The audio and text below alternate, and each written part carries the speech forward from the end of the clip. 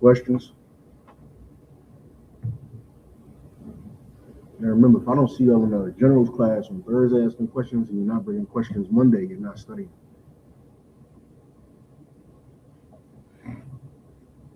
Yash, we're gonna go into the three cases of the brothers and the sister who all was unallowed, either going to the store, leaving the store, being accused of stealing. You know, these are all store related runs. You understand? Y'all might not have heard of Latasha Harlins. That's the sister that basically sparked the LA riots in the 90s, back in 91. Everybody has heard of Trayvon Martin. And then the most recent one with the brother Cyrus Belton. All right. I was going to put Mike Brown in here too, because I believe his was store related as well, but I didn't. I wanted to put my brother in here. Yeah. So like all the New Testament, right, is written by Mark, John, Peter, Paul, right? All of the New Testament, no. So the Gospels are written by Matthew, Mark, Luke, and John. Majority of the rest of the New Testament is written by Paul or Peter, right? Also Peter. There's a second John. There's a second John. You know what I'm saying? So not the same John as the book of John, but John of Patmos. You understand?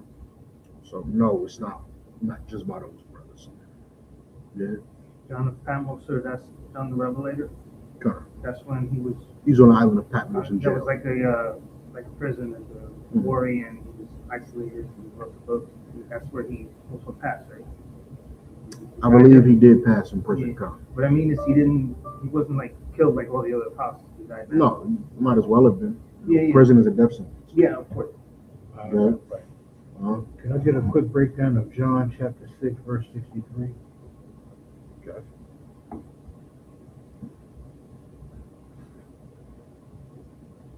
You know the protocol, Ayash. You know the protocol. Okay. It's the book of John, chapter 6, verse 63. All occupant out of volume, got it? What is the verse again? John chapter 6, verse 63. Let's read loud because Goyala's in the back, so he's a good litmus test on whether or not you can hear across the room. Come. Got it. It's the book of John, chapter 6, verse 63. It is the spirit that quickeneth. Mm-hmm. The flesh profiteth nothing. It is the spirit that quickeneth. What is quicken? You should be getting dictionaries right now, definitions. Unless you got the dictionary memorized, give me quicken out of the dictionary. I was going to say make a life. Are you positive? That's what I remember from that. But you remember, there's a policy we have in UPK. Look it up. Don't be sure, make sure. Yes. Mm-hmm. Think twice, speak once. Yeah. Quickeneth, to make alive, revive, or accelerate. You were correct. So I wasn't saying you was going to be wrong. I'm just saying you want to make sure. Yeah, don't be sure. I think I remember this from 3 months ago. You can easily just pull it up real quick. And now you made sure what you were remembering was exactly what it was. All right. So read the verse again. Donald Kahn, the book of John, chapter 6, verse 63. Mm-hmm. It is the spirit that quickeneth. It is the spirit that quickeneth. So it is the spirit that does what, young man? Makes alive. It is the spirit that makes you alive. What does that mean? Now that we got the definition of quicken, what is it trying to say here? I think that's why Yash wants to break down, but Yash took a stab at it. Okay. Make a lot. So it's like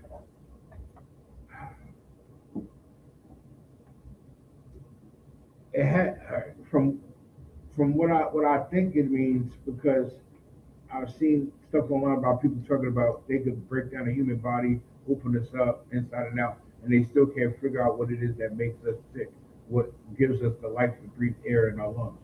And the only explanation that they come to the conclusion with, but don't want to accept, is the Most High. You just did a lot of nothing out there. Okay. You know what I call that word salad.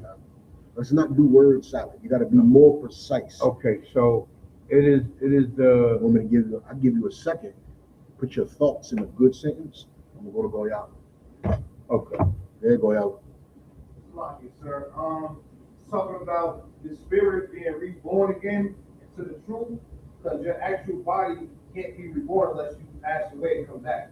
So it's not, so your flesh, are you living right now, can't like be reborn. Like only your spirit can be reborn through the truth.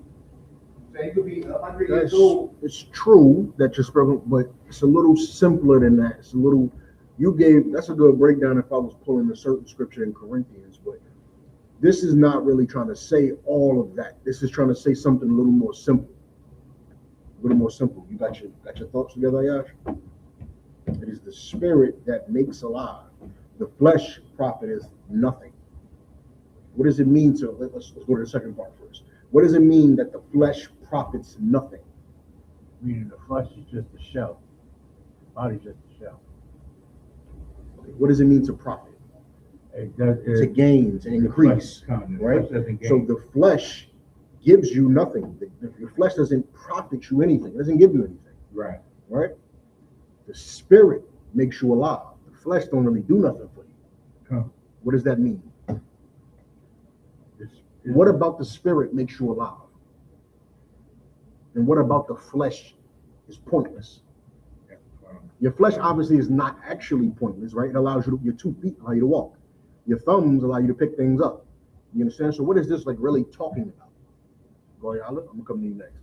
Because your flesh is your enemy, sir. Your flesh does what it wants to do, but your spirit controls the flesh. Your spirit controls what you want to do, make your flesh want to do. If I say it like that. So your flesh can't do nothing for you.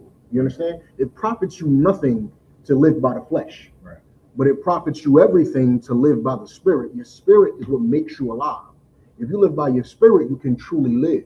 There's a saying that a man died before fasting. You understand? Y'all familiar with that? When a man when you live in existence that you hate, you understand? Right. You have a forced monogamy on a man, right? You live in existence until that you hate until you die, right? Christianity, you live in existence until you die. You understand? Right. Where you're never allowed to truly be the man that the Lord wants you to be. So you really died far before you ever got put into the ground. You understand? Right. It's called like living a sad existence. You understand? Right. There's a saying for that. But if you live by the spirit, you're truly alive. Everybody in here is breathing. The people outside are breathing. What's the difference between us in here and the people that are not inside of these walls that don't fall under the UPK banner? If they breathe and we breathe, there's a phrase that is on topic here that will let me know you study. What is the difference between we're breathing and they're breathing, but we breathe better? Just because you're living doesn't mean you're alive, sir. That's what I just said. Oh, You're trying to be on the topic, but there's a certain phrase in the scriptures, in Ezekiel. Hold on. I gotta take this. Hello. What's going on?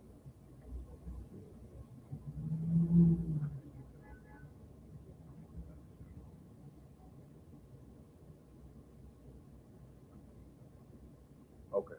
Give me a minute. I'm teaching class right now. Can I get back to it? Yeah. Right. Okay. I'll get back at 9 o'clock. 9:30. Okay. All right. Slide. Yeah. The difference between us and the people outside of the school is they're spiritually dead. It's a phrase. It's called the breath of life. You understand? The breath of life. The spirit makes you alive. They breathe, we breathe, but we're actually alive. And we call them the walking dead. You understand? How could they be the walking dead if they are alive? You understand? Because the spirit is what makes you alive. That's what truly allows you to live. Just think of all the ways you were living prior to coming into the ISUPK, and think of how much better your life has become since coming inside the school. You understand? That gave you life. Now you know I can fight for my people because what? Why can you fight? This is something very, Jeremiah Hyman taught this class, something very important. What gives the man, a man, the courage to fight for his people? What's one of the main things that gives him the courage to fight? Reincarnation. You're right. I might pass away on this corner. I might go to camp and somebody actually might pull a weapon and they might shoot from afar. I might jump in front of the bullet. The shot might jump in front of the bullet. And you might jump in front of the bullet. And that might be the end of this life. What gives you the courage to jump in front of that bullet? The fact that you know this is not my only life. And not only that, the things I do in this life, how much courage I have in this life, the risks I'm willing to take for my people gives me a better life next time. You understand? I come back even better the next time. You understand? Right. Just the same way how, as terrible as you are in the world, if you are unalived in the streets, or if you die a hardcore Christian, or you die a hardcore Muslim, or whatsoever you are, you might come back as what? A heroin baby, a crack baby, no parents, lost in the foster system. You might get molested as a child. Why? Because you were a terrible person in your previous life. You understand? That does not excuse the other people who might, who might shoot you, who might do this to you, might do that to you. But it happens because you were a terrible person in your previous life. You understand? The same way how a man might gain the courage to do the things that Commander General Yohana orders us to do. One, because of reincarnation, and two, because the promise of a life from the Lord, that even if you die doing these things that you're ordered to do, you will come back into a kingdom. All the brothers who died in this truth are coming back in the kingdom. They don't got to fight America twice. You understand? They don't got to do it twice. They pass away here. Now they get the kingdom. You understand? They had the courage to live this crazy life and passed away real quick. I don't know if y'all heard about that series that homosexual got going on about the school, the Dark Tales. I know you've heard of it. Oh, Right. Lacombe brought it to my attention first out of New York, because he was mentioning people who passed away in the school and being very disrespectful. Right, brother, they couldn't stand this life and chose to go have it easier somewhere else. Those people that they mentioned that passed away in the school had far more courage than brothers who sit up on YouTube and bash the school and mention their names. They mention things like, he said they keep passing away. Not keep passing away, like everybody's passing away. Like everybody that passed away in the school, they passed in their sleep. What's going on? What's up? And I'm thinking to myself, I'm like, you would think, me as a man in the truth, the Lord had some mercy on all those brothers and sisters. And then you go to the mindset of a brother like that, and he's thinking, what are they doing? What are they unaliving them? What are they slipping them something? But really, those men and women had courage to stay here the entire time. Go through everything they went through. Passed in the and they don't have to do America twice.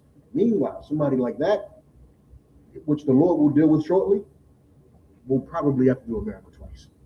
You understand? He will more than likely, let me tell you something. The Lord can give you a judgment so quick that you come back before Christ comes back.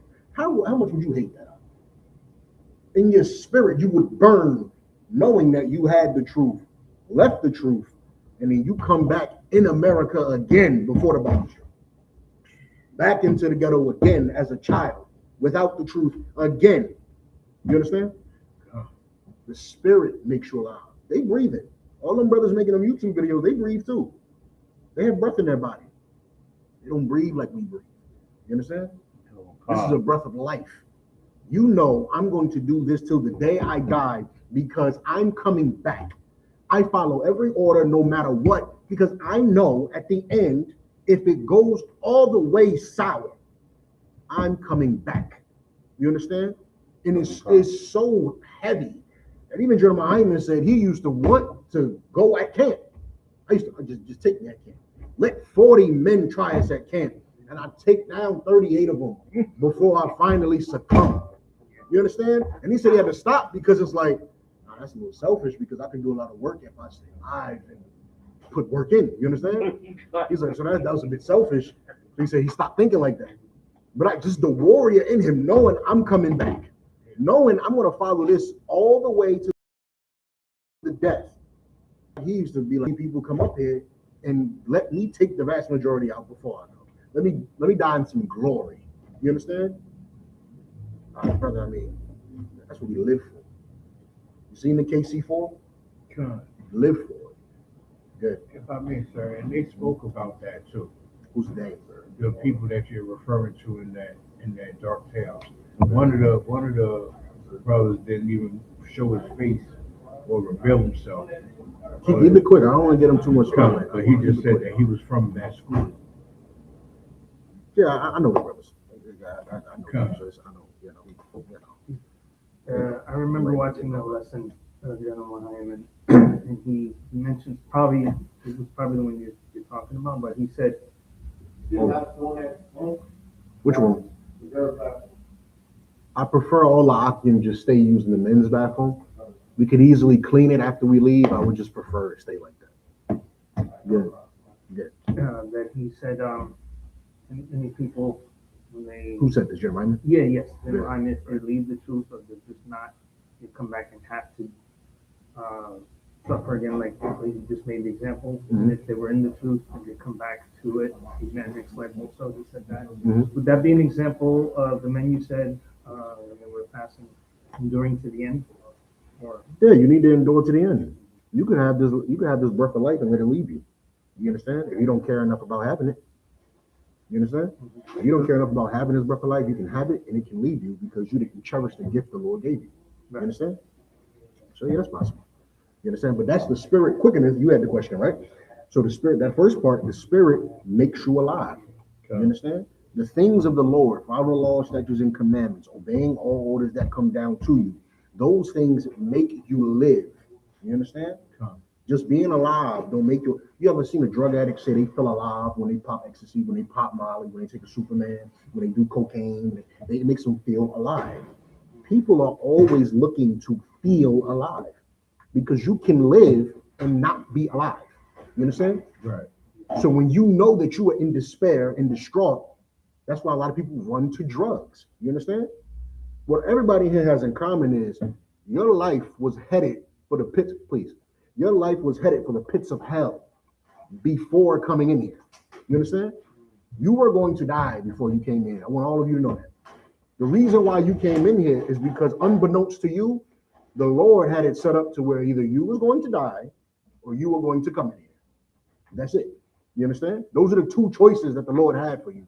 Put it right out the water. Those are the two choices that the Lord had for you, and you chose correctly. You came to the annex and chose correctly, and you have to continue to choose correctly until the day you die. You understand? Every day there's a new choice you have to make about whether or not you actually want this breath of life. You understand? And that makes you alive, because there's people who come to that crossroads and they choose heroin, and they choose crack, and they choose pills, and they choose anything else to make them feel like they are alive. You come in here and suffer even more. You understand? You don't come in here for a good life. You come in here choosing to suffer more, and you actually get the breath of life. People look for the quick escape, for the cheap route, and they do drugs. You understand? They might run to Islam. They might run to Christianity. You understand? Because that's a quick, easy out. But you come in here to suffer more. And that more suffering, the choice of suffering. And life, let me tell you something, life comes with suffering. So you have a choice. You can suffer because you are a sinner, or you can suffer for the sake of Christ. You understand? And that is a scripture in the Bible. I'm going to actually pull it after I have you read this again. You're going to suffer. Things are going to happen. Your life is not going to be peachy. Well, you're going to suffer because you're against the Lord, or you're going to suffer because Satan is trying you because you're so down for the Lord. You understand? The difference is on the latter end, suffering for the Lord, you have a reward at the end of the tunnel. You have a crown. You have riches. You have untold land, untold cattle, untold women. You have that at the end if you want it. You understand? If you actually want it and you'll fight for it, that is coming at the end. Or you take the easy out, and you might think you're getting all of that now. That's what all the drug dealers think they're getting right now. They think they're getting all the things that life has to offer. The white man thinks he has that right now. He thinks he has everything that the world has to offer. The scripture says what you see the white man have is a sprinkle of what our heaven will look like. You understand? I watched the video in the Uber on the way over here, of a sea. I wish I would have got the name of whatever lake they were sitting on. It was like 40 yachts sitting in the middle of a damn lake. And they was all like billionaire yachts. So like, meaning like these yachts cost tens of millions of dollars, from small to large speedboats. Yeah, good. That's what I mean by business, kind of. You understand? Yeah. You understand that? Con. Their heaven is just a pinch, and they don't really have that life. You have that life. You understand? Yeah. Now, I don't recall Jerome Muhammad breaking down this particular scripture, but the same on topic, he said, if you Yeah, serve, get everybody a cup to celebrate this brother's troopership. A smidgen, just a smidgen. Everybody's going to toast to Yasha a smidgen. Do you know what a smidgen is, my brother? Just a smidgen. Salakia. Just a smidgen, because everybody's going to share in the glory of Trooper Amawan becoming a trooper in the Lord's army and getting the breath of life. You understand? Right. Now, I don't remember General Muhammad breaking down a specific scripture. Everybody that does drink. If you don't drink, you can toast the water or whatsoever. But it was on topic to what you're breaking down for me. And he said, if you serve the Most High, you will get a reward. And if you sin and go against the Most High, you will get a reward. But the way he said it, you could tell there's a big difference in the reward. Yeah, there's a reward. You're rewarded whatever you're gonna get what you deserve. You understand? God. That's the saying that you might hear from the world. You're gonna get exactly what you deserve. I remember in my Hebrew Academy, somebody asked Captain Katazar, should I teach my son that life isn't fair? It was something like that. Should I teach my kids that life isn't fair? It was something like that. And he said, I would never teach my son that life isn't fair. You get exactly what you're supposed to get in life. You understand? You're going to get exactly what you are supposed to get. All right? So read 63 from the top again. Now that you understand that first part, read 63 from the top. The book of John, chapter 6, verse 63. It is the spirit that quickeneth. The flesh profiteth nothing. The words that I speak unto you, they are spirit, and they are life. Now, that makes a whole lot of sense. The flesh doesn't, living by the flesh profits you nothing. The words that I speak unto you, they are spirit. They are life. You understand? To give you an understanding of, it's the spirit that quickeneth. But what's the spirit? The words that I'm speaking to you is the spirit, is the life. You understand? And of course, this is John talking, so John says the same words as Peter, says the same words as Paul. They all, is this Christ talking? Because my thing don't have the red. Yeah. It's Christ. The words that Christ, it's like, it's a Laya Sharala. To the brother Amawan's troopership, right? Amawan.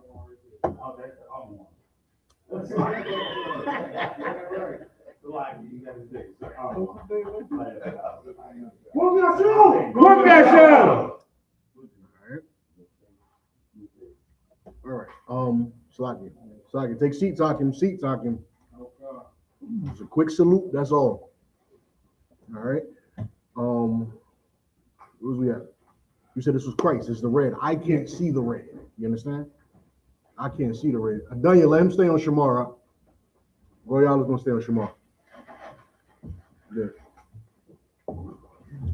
Ayash. The word. Do you understand? Come, sir. I understand clearly. Okay. Questions? Any questions? Young man. More of a follow-up to what you just said. Good.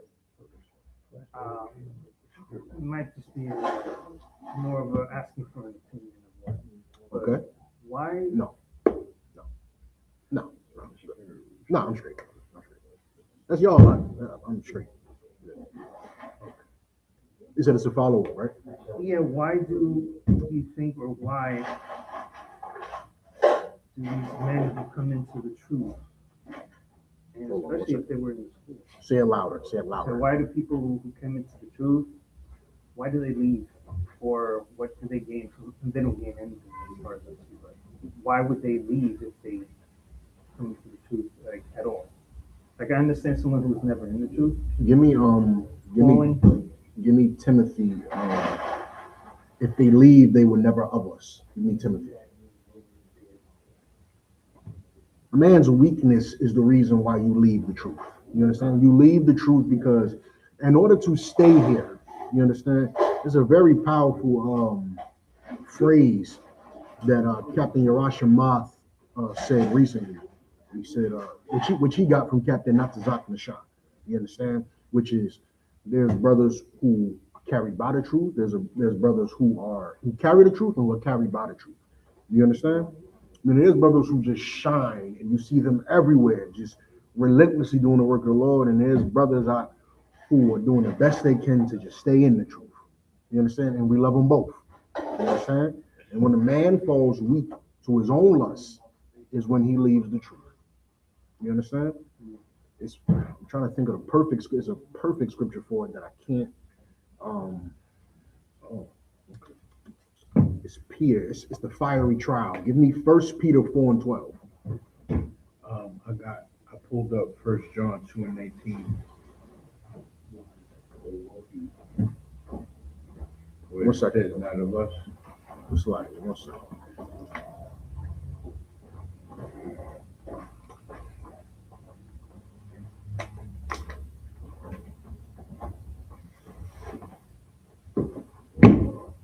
Yeah.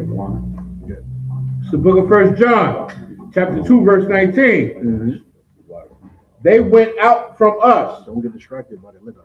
They went out from us, Mm-hmm. but they were not of us. They went out of us, but they were not of us. If a man leaves is because he was never truly here. You understand? He was never here. That's why he leaves. Right? What does that mean to you? To you, what does that mean to you?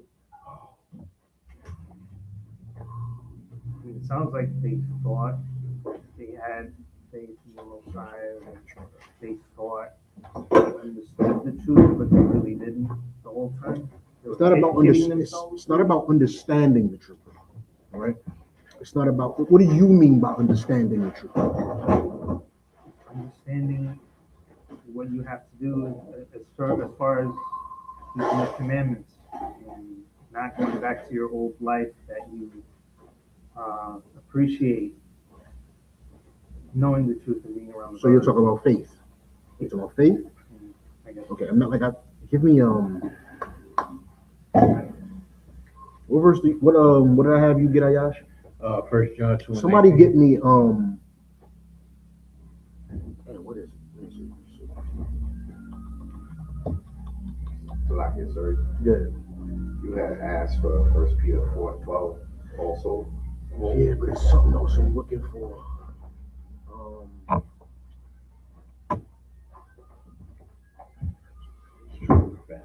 Okay, give me first. Ayash, read your scripture from the top. Somebody, you hold. I'm a one. Hold 1 Peter 4:12. Where we at, sir? Where you at? It's the book of 1 John, chapter 2, verse 19. Mm-hmm. 2:19, sir. 1 John. Go first. So Mhm. you and then-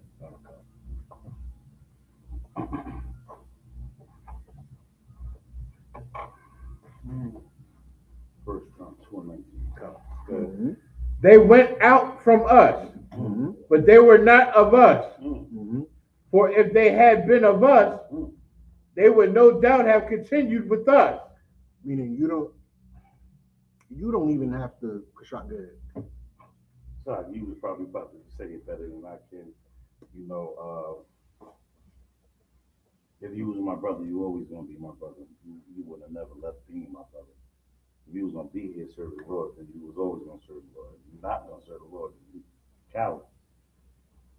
Don't get up out of here. Gentleman Hyman, if I may, sir. Gentleman Hyman used to say it best. I'm trying to get you to believe. I didn't understand it along when I first came into school.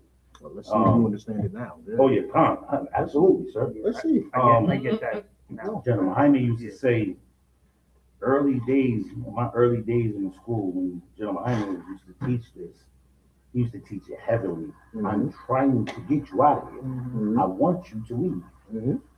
Please try me. Mhm. And I didn't understand. I'm like, I thought you wanted us here. In my mind, I used to say that. I didn't understand why he used to So say what did that. he mean? Because he don't want the cowards here. Mhm. You don't belong here. Elaborate. elaborate. If I may, It's his first day here. if I may, you was gonna run on me before. You just was pretending to be, you was gonna pretend to be here. But at camp, you gonna run when it get thick. When it get thick and we in the mud, you gonna run on me. You're not gonna have that red door, and then they gonna come in the red door and everybody gonna get slaughtered because of you. So I need to get you out of here before you get comfortable and that happens. So my what does brothers can be protected. So what did Jeremiah mean by I'm trying to get you out of here? What does that look like? Meaning he's looking. What does that look like? Trying to get you out of here. What does that look like? He's gonna keep putting you through fire, putting you through trial and error. He's gonna do things. You're gonna feel like he's picking on you. He's going to put you through trial and error? Well, the Lord is gonna do it. The Lord is gonna put you through trial. So what does it mean when Jeremiah says he's trying to get you out of here? Because you said you understand it now. Jeremiah is looking. He's waiting for you to do that thing that he's gonna see. He's gonna know it. He's gonna know it. He's gonna see it. He might even, he might not even see you personally. Your camp leader. Wrong? That part is wrong? The truth. Let me get the perfect analogy. I don't waste my time. I'm thinking of the perfect analogy while you talk, so I hope you make it so that I don't even have to pull the analogy. Come on. From my understanding, being in the truth now, General Muhammad, what he meant was he's going to exploit what the Most High is going to expose. The Most High is going to show if you love him or not. The Most High is going to show from your actions. The Most High. If you're the truth. The truth. No. The Lord don't test you out. That's in the scriptures. No, Satan's going to. So what are you talking about? The Most High is going to. What do you mean? He's going to send his famous henchman. Satan is going to try you. Famous henchman. Let's not categorize Satan as the famous henchman. Okay. His son that's good at what he does. Okay. The fallen one. Okay. That's Christian as shit. Don't say Man, that was Chris. You went back to Lucifer Morningstar. Jesus Christ. The fallen one. Okay. Come on. Give me the breakdown on the Anunnaki next. Jesus Christ. The fallen one. He walked among us and made us. Satan ain't been the fallen one out since the truth was established. Jesus. Okay, of course you know Satan is an angel of the Most High. So he's not the fallen. That was Christian. I understand it's just a slip up. Now let me give you the analogy. The truth is going to mold you. If you fight the mold, you start fighting, you're going to get squeezed right about it. You understand? Just imagine me making the potter's clay. I'm trying to mold this vase. You understand? The men above you are trying to mold you. The camp is trying to mold you. The generals are trying to mold you. The truth itself is trying to mold you. Everything about the truth is to change you, and it applies pressure. You understand? Mm-hmm. Pressure. And what happens is, if you resist the pressure, you will leave, because the truth, you cannot beat the pressure that is applied by the truth. You understand? It is impossible. Do you understand? It is impossible. You'll either become what the truth is going to make you, what the Lord is going to make you, or the pressure will push you out of here. That's what he means by I'm trying to get you to go. You understand? I'm gonna make sure camp is everywhere. Well, you don't like camp. Mm-hmm. You know, camp is everywhere. It's everywhere. You understand? It's everywhere. Well, you don't like saying sir. I'm gonna remind you it's sir every time. Understand? And I'm gonna squeeze every ounce of Christianity out of your blood. Or if you want Christianity to stay, you'll leave. Because guess what won't be in here? Does anybody? What won't be in here? Based on what I just said. Christianity. That won't be. It can be in you, but then you won't be in here. Because that won't be in here. You understand? And of course, there's stages of growth. There's student. There's student and young man is the same thing. There's young man to trooper. There's trooper to officer. Then there's stages officer. There's stages of growth. You understand? And even within that, you as a young man will grow vastly from just sitting here. You as a trooper, you'll grow vastly. Things about you will change. Your family will question what you were into. Your wife will question what you were into. your kids will turn on you. You understand? Why? Because you are not the same as they want you to be. You are not who they knew prior to you getting pressure applied. You understand? Now give me 1 Peter 4:12. All time. Real quick, go ahead. Like you just said it to me yesterday. There's a difference from stagnant to now. What just transpired, you said, it reminded me of this. Caught yourself faster than I caught myself. You mind if I share just a little bit? Okay. So Kashak almost had to take his son's head off his neck yesterday. That was yesterday, right?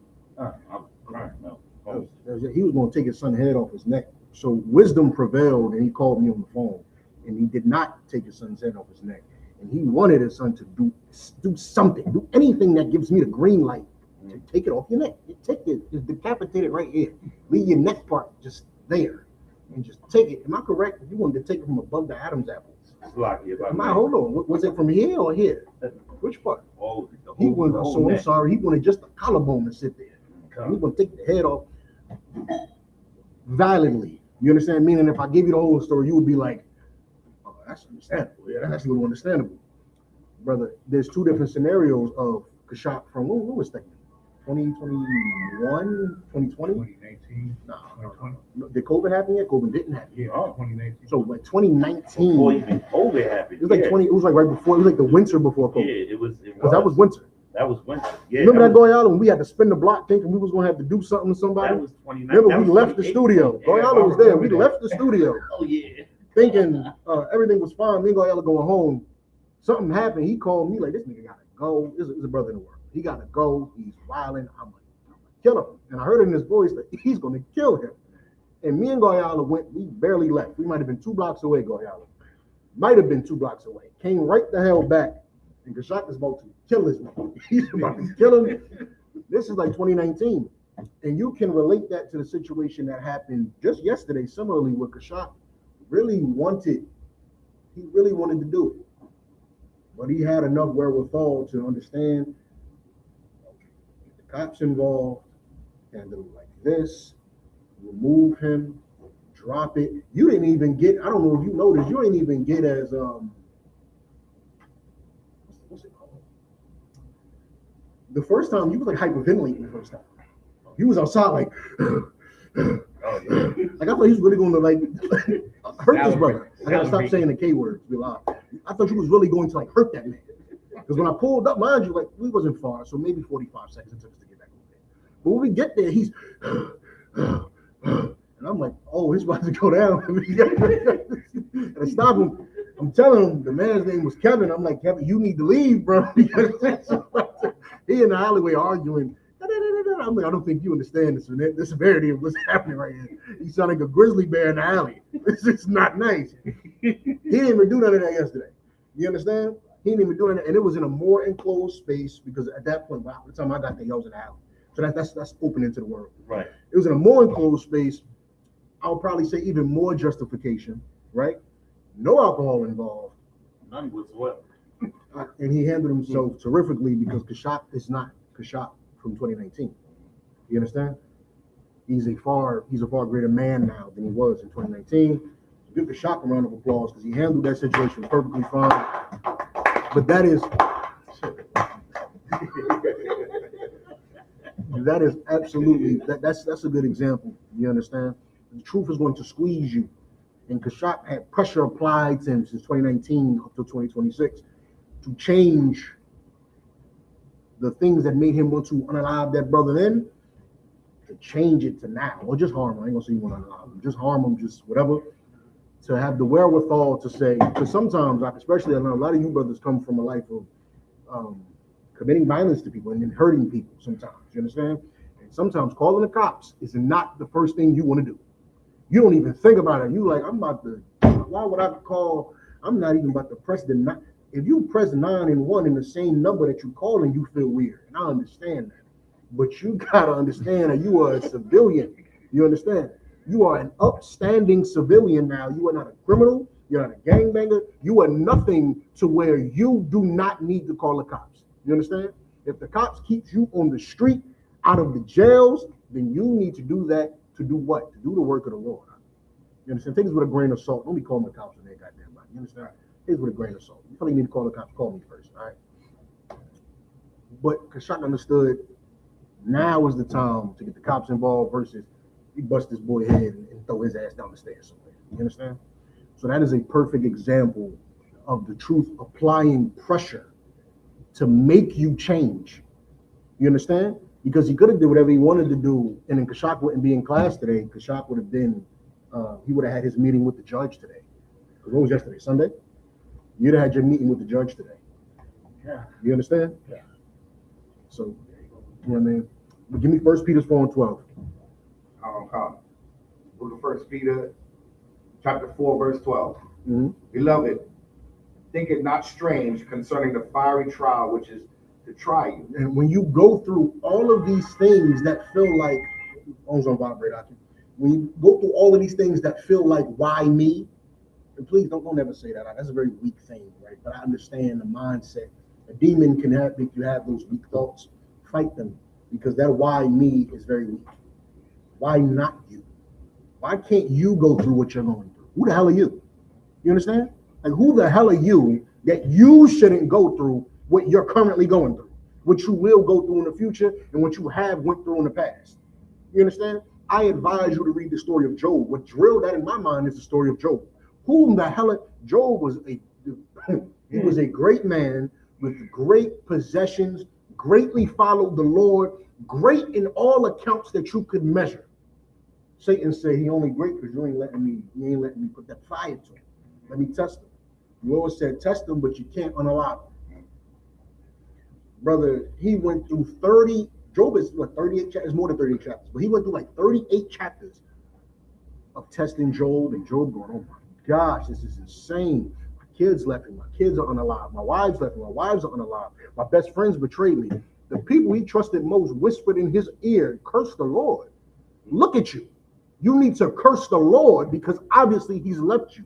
42. And Job, it's 42 chapters, but that's why I said he spent about 38 going through what I'm talking about. Right? The first chapter is Satan making his case with the Lord. The last chapter is like the Lord giving him back his possessions and his life and stuff like that. You see what I'm saying? So about 38, 39, 40 chapters of Job just going through it. And the whole time, there's another brother too. I know Kevin Nazar, he gonna one up me. I know he is. It's mandatory. He gonna one up me because there's another brother who went through it, but never. Job began to he never turned against the Lord. But what Job did was whine. You understand? Job whined, and there's a brother in the scriptures that went through it but didn't whine. He had his hand up first. Jonah? No, Jonah whined too. No. Jonah's whole situation was because he ain't want to do what the Lord told him to do. Right. It's a brother in the Apocrypha. I know exactly. There's a couple brothers in there. There's No, three brothers it's in a there. specific one you're speaking of. The one you're speaking of, the one in the Apocrypha, and he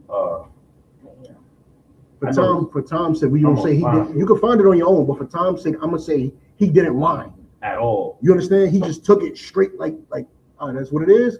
That's what it is. I got another one for you though. Yeah. That I know. The story about the 7 brothers that went into the mother. Yeah, I wasn't gonna bring it up. That was in my head. The mother didn't even whine. The mother said, "You, the king." I like your brother. Yeah, let me bring it back. Let me bring it back into a controlled environment. We serve the heathen king at the give it to me. I'm not gonna paraphrase. Give it to me. Give it to me, huh? That's what they tried to. Give me finish for 1 Peter 4:12, and then we're gonna get to that. Book of 1 Peter, chapter 4, verse 12 in the middle. Yeah. As though some strange thing happened unto you. Mm-hmm. It's as though it's strange. You understand? What I'm going through is like, oh my God, this is expected. I'm telling you now. You understand? Expect all the BS. I done seen brothers in here greater than I go homeless. You understand? Go homeless and refuse to not serve the Lord. You understand? Brothers far greater than me. Do you understand?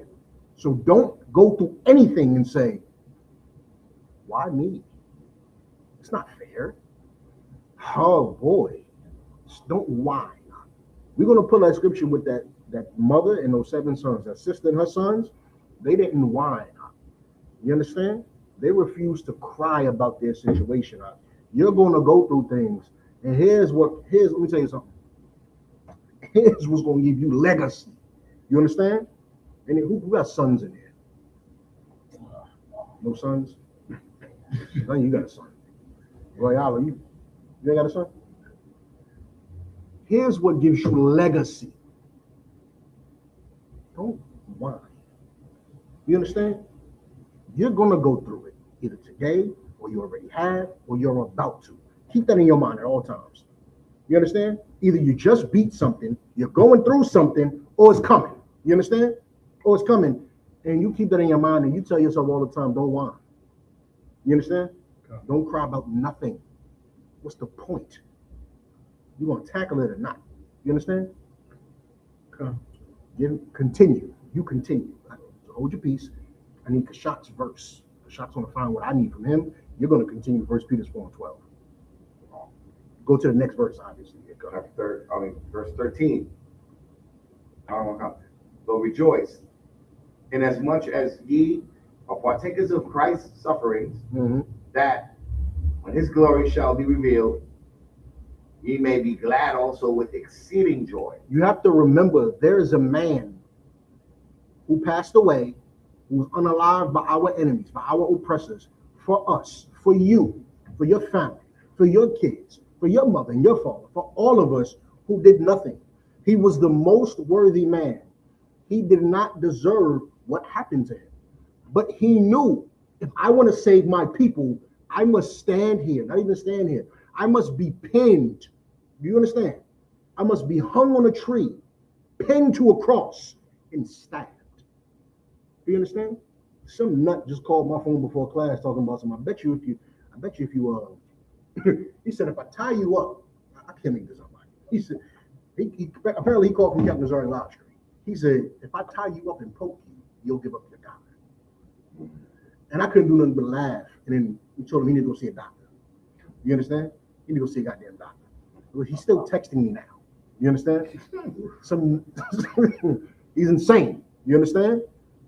But knowing that our king was crucified, how could I give up my God from getting poked?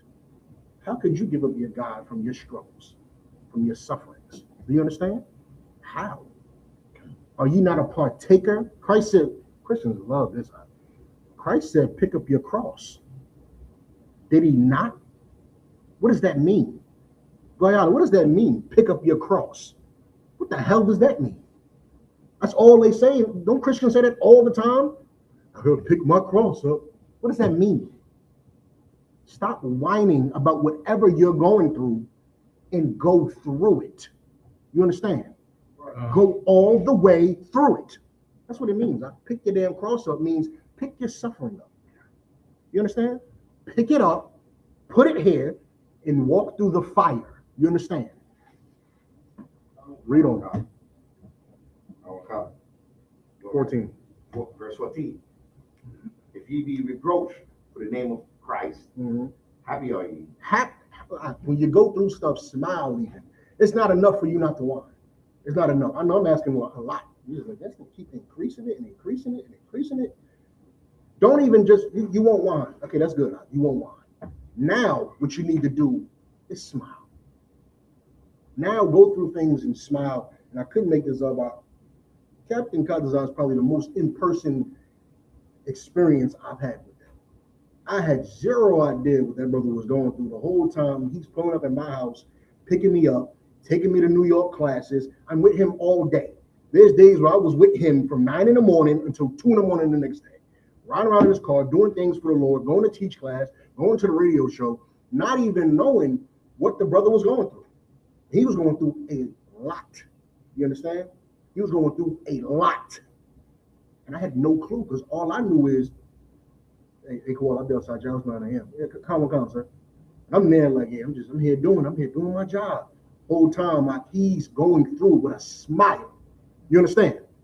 Sitting there teaching class, doing a radio show, counseling 1 million people, smiling, cheerful even. You understand?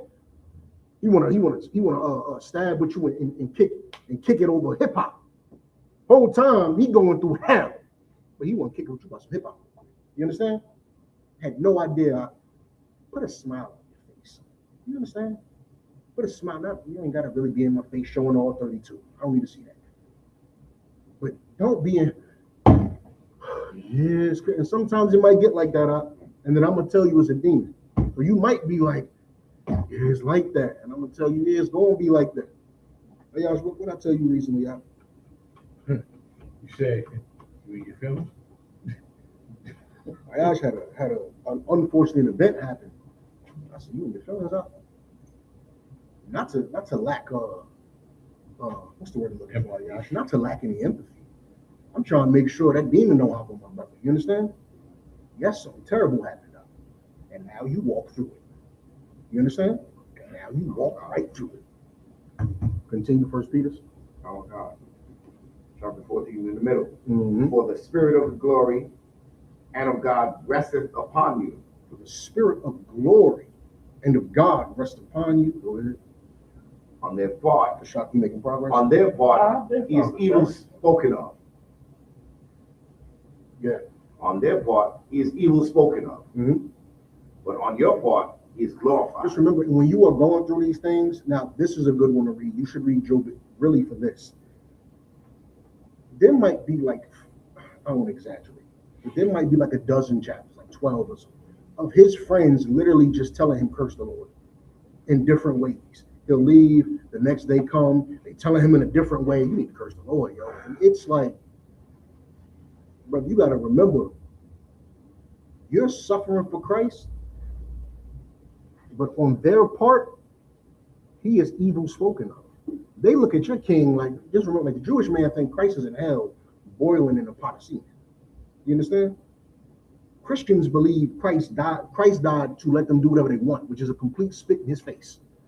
You understand? Your family probably said, F the Lord, F your school, F, whenever they get mad at you and all that. On their part, what you believe in is evil spoken of. They look at it like this.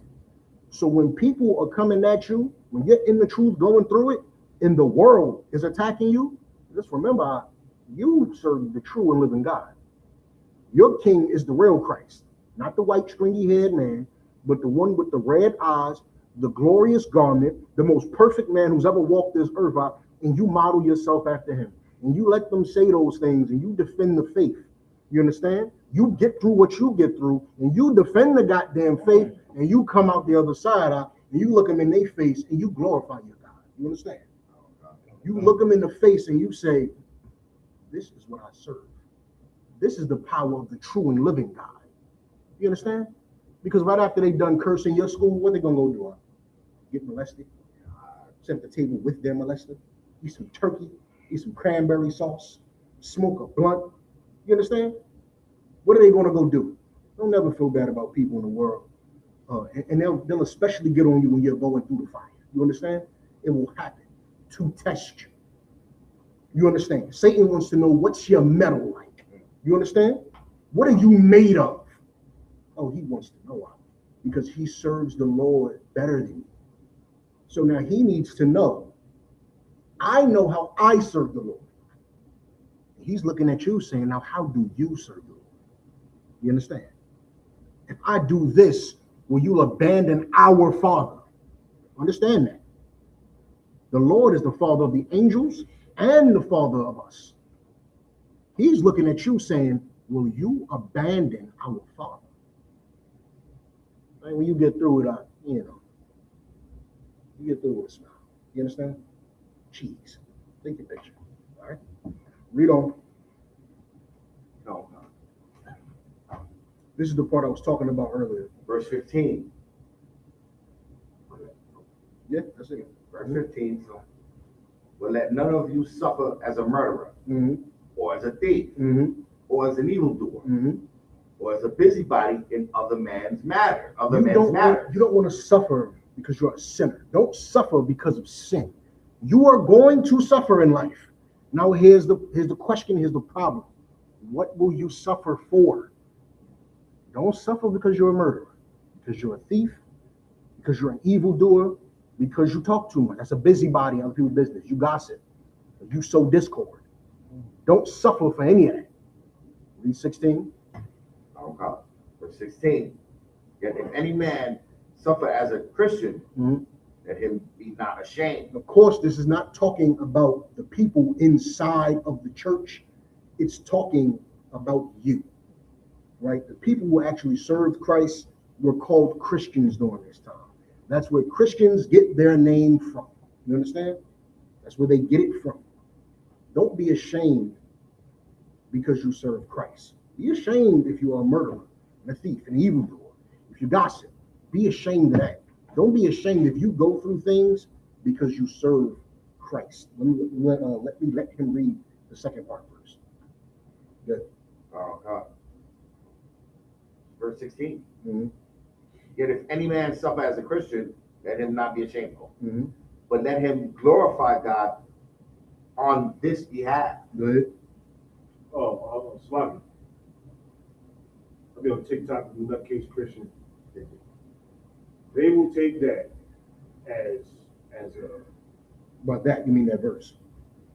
as a Christian, like as doing so the whole verse. They'll take that and see you supposed to be Christian. This, that, the third. I can't stand Christians. I'll be talking to it. Christianity is a mental illness. That's all I got to say. Yeah, that's why I said they take this and they read that word Christian, and it's the justification for everything that embodies what they've been told Christian is. Right. If you would be correct in telling them you're not even a real Christian, I am. Right. You would be correct in telling them that, but of course, because of what Christian is defined as now, we don't say that. Right. But you'll be 100% correct saying, we're the Christians. We're the ones who really serve Christ. You are not. But because the Christian is now just go to church, do whatever you want, we don't call ourselves Christians. You understand? We're in the truth. You are in a lie. All right. Do you have it? Come. You want me to take it from the top, or you want me to take it from where the king said, call the wife, call the mother? Say again. Do you want me to take it from the top, or do you want me to drop down to 24? Just tell me where you at first. Second Maccabees chapter 7.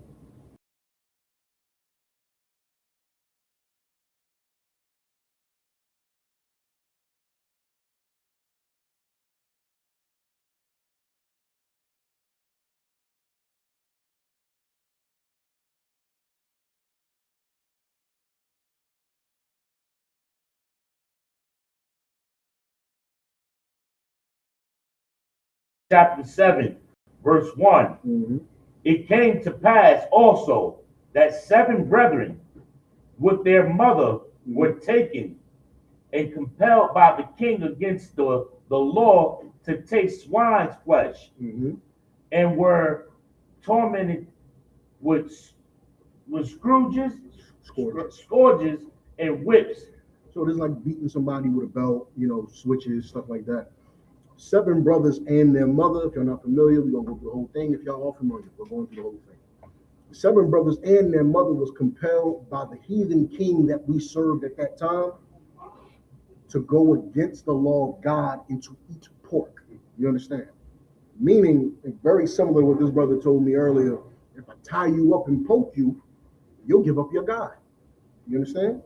First I told him pause, because he said, if I tie you up, I said, pause, you don't even know me if I tie you up. Yeah, whatever, if I poke you, this is the same thing. If I force you to eat, if I take all food from you and I sit pork in front of you, you're going to eat that pork, because you got to eat. That's the same spirit, all right? And this king did that, right? Give you swine's flesh. If you didn't, he would whoop you and beat you with whips. Good. Verse 2. But one of them spake first. What's the significance of that? Like, why would he do that? Why would the king do that? Because he knows that that's against the laws of the Bible. See, even though they're the enemy. What does that mean? That's true. Stop right there. That's true. Why? to get them. Why does he want us to go against the law of the Bible? To separate them from their God? Why? Because without their God, they're weak and can be conquered. So the king knew, I have to get them to sin if I truly want to conquer them. All right. I'm gonna put this pork here. I'm gonna strip all food away from them, and every time they tell me no, I'm gonna beat them. Yeah. Con, verse 2. But one of them spake first, said, thus, what wouldest thou ask or learn of us? Mm-hmm. We are ready to die rather than to transgress the law of our fathers. What does that mean? Very powerful. What does that mean? Yeah. Before I sin, I'd rather keep my father's law and die first. Right, but give me the, us as Israel always got some fly stuff to say. What is thou ask or learn of us? What you gonna gain from this? Like, what is this gonna do? What are you trying to prove? Like this What means you trying- nothing. I'm not gonna do what you want me to do. So you can skip this and kill me now. We go through the whole thing. I mean, come on. I ain't got time for this. I'm not gonna betray my father. Come on, Harry, I need to hurt to die. You understand? I ain't even got time for this. You trying to draw this out and make me a spectacle? I don't got time. Just do it. Do it. He's saying, let me tell you the power in saying that. You take, even when, let me tell you something. I'm a spoiler alert, kind of said it earlier. He's going to unalive. Here's the thing though.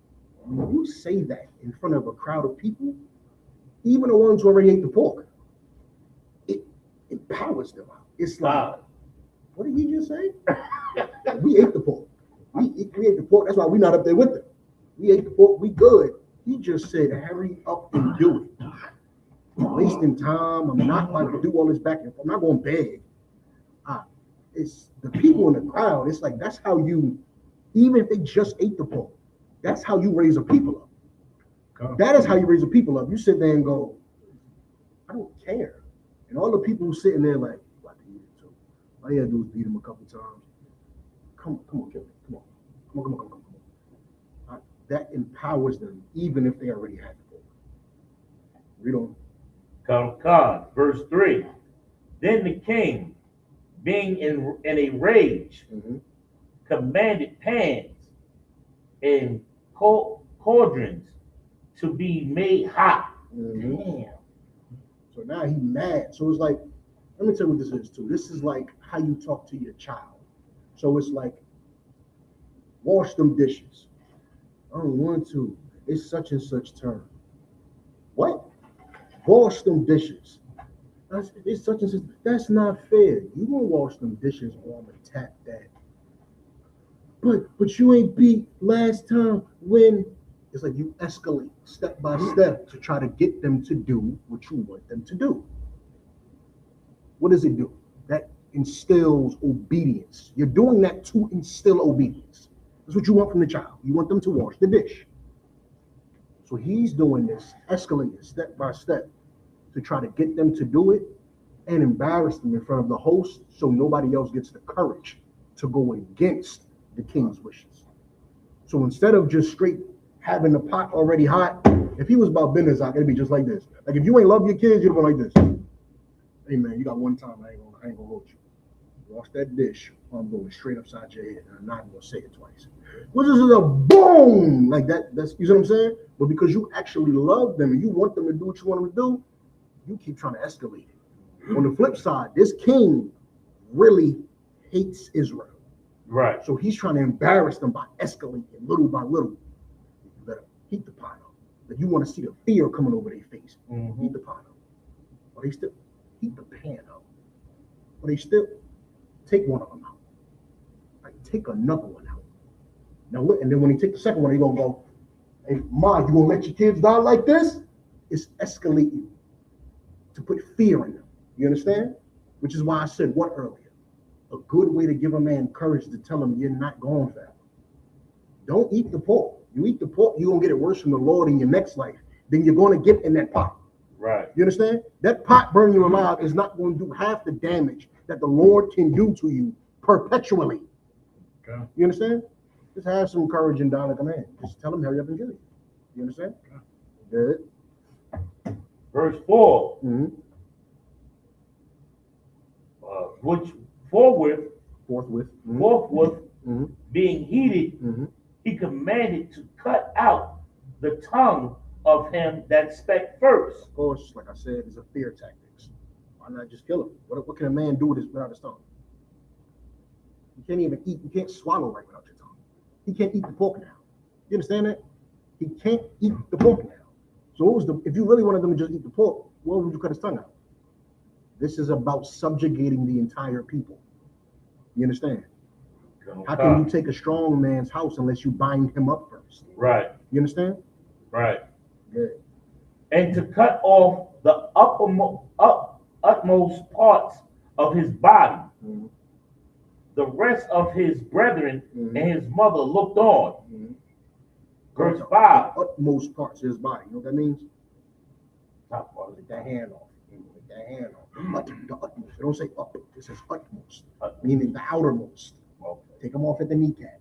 Take them off at the elbow. Leave them sitting there looking, like a damn rag doll. Crazy. Good. Verse 5. That includes that. It includes his Now troops. when Mhm. Verse 5. Now when he was thus maimed and all of his members, he commanded him, being yet alive, Mhm. to be brought to the fire Mhm. and to be fried in the pan. Mm. And as the Stop. Read it again. Read it again. God, It's the one book part here. of Watch Second this. Maccabees, Uh-huh. chapter 7, verse 5. Mhm. Now, when he was thus maimed, and all his members, Hand gone, foot gone, general gone, ear gone, right? Tongue gone. Good. he commanded him, being yet alive, He's still breathing. His hands is gone. His feet is gone. His tongue is gone. He got one ear. He got half an ear left. You understand? Just bleeding out. They didn't tie it off and call it. They didn't do none of that. They ain't burn it with the fire to stop the bleeding. He's blood sitting pouring. there in front of his brothers and his mother. You understand? In front of them. He's sitting there doing that, and it's like, all right, now fry him.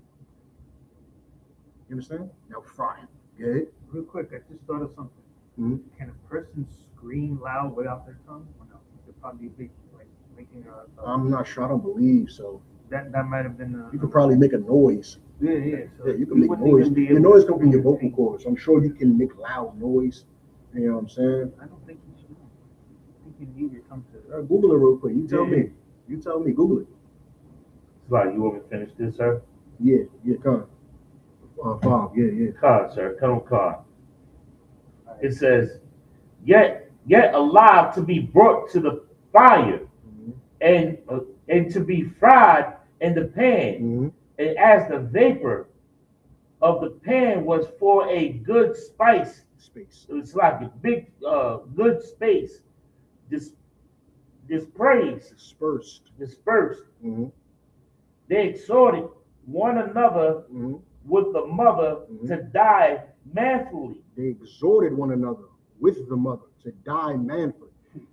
As the vapor of the pan came in the air, meaning, you start cooking chicken and then you start smelling chicken. There's a difference. You just hit the pan versus, oh, I smell like seasoning. As they're smelling their brother cook, they look at each other and look at their mother and agree, yeah, he should die. Yeah, he should die manfully. When it's your turn, just die just like that. Hey, when it's your turn, die. Yeah, die just like that. Die like that. You understand? They ain't crack. They ain't go, no. Oh, he said, it's your turn. And just like that. They looking at him. They probably fighting back tears, and tears might even roll down their face with a straight face now. Right. They telling each other, die just like that too. You understand? You ain't gonna disgrace his memory. You're going to die just like he died. Good. Saying thus, verse 6, the Lord looketh upon us Mm-hmm. and in truth have comfort in us, Mm-hmm. as Moses in his song, Mm-hmm. which witness to their faces, Mhm. Mhm. declared, Mhm. saying, and he shall be comfort in his servants. So the Lord is well pleased with what they're saying to each other. So the Lord is looking at us right now. He's comforted in the fact that we are willing to die like this versus Right. go against him. You understand? Yeah, you got to remember. So, like a Christian would say, a weak man would say, why would you even serve a God that would do that or allow that to happen to you? You got to remember, when do we become slaves in people's empires? When? When we disobey. It's never, your father, a good father, never beats you without you doing something. You understand? It doesn't happen. If you have a good father, he will never just get drunk one night, come in there and wail on you, and you ain't do nothing. You understand? That's the father that you have in the Lord. He's a good father. He never punishes you without it being necessary, without it being justified. So before you say, why would you serve a God that would do that? Or why did you do what you did that made him do that? You understand? That's really, that's how that goes. Why would you do that made him do that? You understand? Because you got to remember, that's the other power in reincarnation. The other power in reincarnation is it was you. You understand? It was you that disobeyed the Lord 1,000 years ago. That was you. That was us. That's what I mean by you. It was us. You understand? Right. We put ourselves in this predicament. Our fathers, our cousins, us. We all did it to ourselves. This is more than likely not your first life. You understand? Everybody understand? You was in the truth today, is in the truth in the past. You was in the world today, you in the world in the past. You did it to you. We did it to us. So when the Lord punishes us, it's our fault. And that's also why the white man has to pay for his crimes. It was you. You understand? Right. I ain't ever owned no slaves. You did. You did. Yeah. It's like, I don't know if this is the exact number, but I think they were saying it was 14 generations from the time of Christ. I think either David or Solomon. I heard something like that before. From, you're saying from Solomon to Christ. Come. That it was 14 generations. 14 generations. Yeah. I'm not saying that you live every 14 generations. Yeah, Christ did. I'm just giving them. Yeah, Christ came back 5 times in a span of 6,000 years. In a span of 6,000 years, he was here 5 times. He was Adam, he was Melchizedek, he was Isaac, he was Solomon, and then he was Christ. You understand? That's 5 times in 6,000 years. Who knows how many times you've been back in that time span? You might be here. This might be your first time. You understand? But all the, just brief, very brief, all the spirits of the people was created back in Genesis. You understand? So no new spirits are created. When your son or your daughter is in your wife's belly, that is a spirit that was already here that the Lord just put in there. You understand? So all it was there. Sometimes there might be 8 billion people on earth. Sometimes there might be 6 billion people. But however many, it will never exceed the number of souls the Lord already made. You understand? There's nothing new under the sun. Every soul that's here has been here or has already been created. You understand? And a quick question. So, a lot of the Christians and then even certain You gotta talk a little louder. even certain brothers who say to Israelites, that wasn't you. You didn't do all those things. That's So why should you suffer if your ancestors are the ones that did the? Why are you paying for your ancestors' crime? So you say that's what Christians say to us. Yeah. Why do we have to suffer for what our ancestors did? And the point is that we were those people. Yeah. We were those people with Moses. Mhm. We did disobey. Come. And now we're paying for it. Yeah, come. It's not like it's a different person. No, It's it was you. Yeah. You understand? But when I was And then younger, even- I'm sorry. Yeah, something that's even as equally as powerful is to think you shouldn't is a very individualist mindset. Yeah. To think I ain't do nothing, I ain't do it. So are you not a part of black people? Are you not an Israelite? You understand? You understand? Them brothers that's sitting there about to die, you understand that they're the only ones standing for the Lord. They should be looking at it according to what the Christians would say. They should be looking at everybody else like, this is y'all fault. We out here serving the Lord. This is y'all fault. Because Israel is one. You understand? Right. All for one. Saul, was it Saul? Yeah, that was during the time of Saul when we sacked some city, we sacked the city, and we took the gold thereof. Not when Saul did it that cost him his crown. We sacked some city, and the Lord said, because this group of people did it, all of you did it. Right. You understand? That's all for one, one for all. You understand? Right. So to say, my ancestors did it, that wasn't me, or for somebody to approach you saying, our ancestors did it, that wasn't me, that is a very individualist mindset. And if you think like that, you'll be a slave forever. You understand? You'll always be a slave. You'll try to move to the suburbs and create this excellent life for you and yours, and think you're going to leave black people behind and the Lord's going to kill you in the suburbs. You understand? Right. That's the individualist mindset. All right. Yeah. Verse 7. Mhm. So, when the first was dead after this number, Manner. Slacky. Manner. It's What's all this number? English. No, after this manner. Second Maccabee 7 and 7. 7. It's manner, yeah. My phone, I don't know why it says number here. It says number. Let me It see. says number. Let me see what it is. It says number. Mine as well, sir. There probably is a typo. Y'all probably don't ever see that. Yeah, definitely white man. Definitely. No, it's manner. It's not number. Yeah, it's manner. Yeah, it's manner. Because they're not counting the sons like after this number son. The next one is saying what after.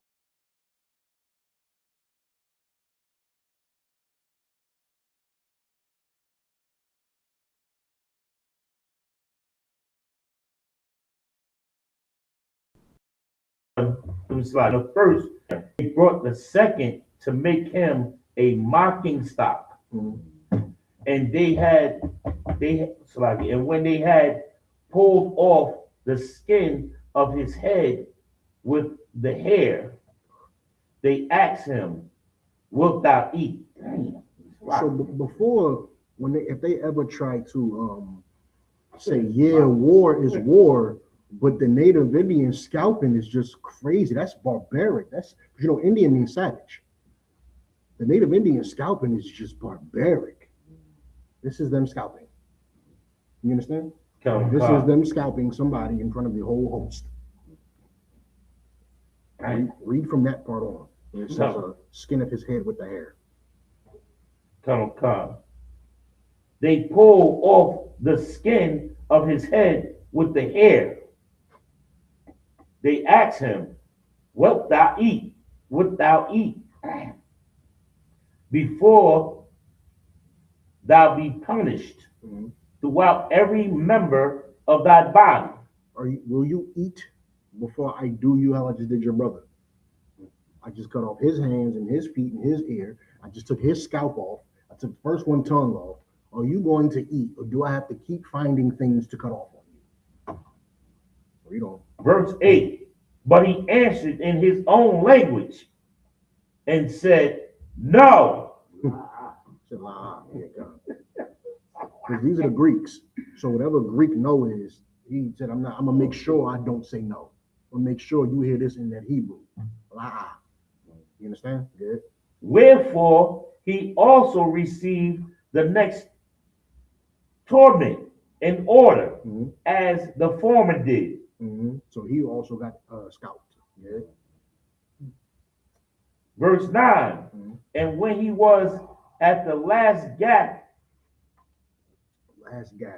Last is drawing his last breath. he said, thou, like a fairy, Take it. fairy taketh us out of this present life. Yeah. But the King of the world shall rise us up,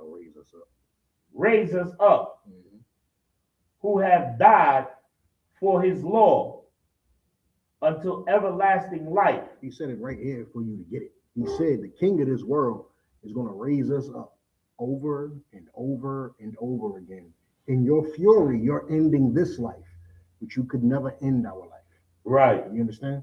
That's why he understood it was more important for him to serve God, because he knew that the Lord would give him unlimited lives. Yeah. God.